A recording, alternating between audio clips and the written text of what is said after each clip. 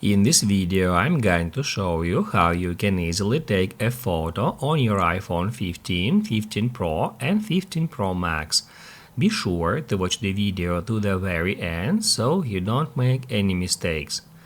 Let's get started, and first off you need to search for camera app icon. If you can't find it on your home screen, try to swipe to another one. However, if you still can't find camera app icon, I recommend you to use search. To do that, swipe down at any of your home screens and then search for camera. In this way.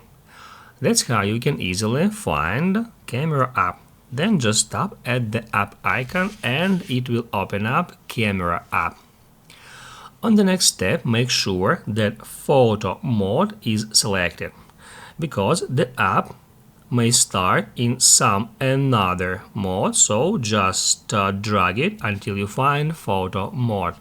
And guys, basically all you have to do then is just point your camera at some object and tap at that button to make a photo.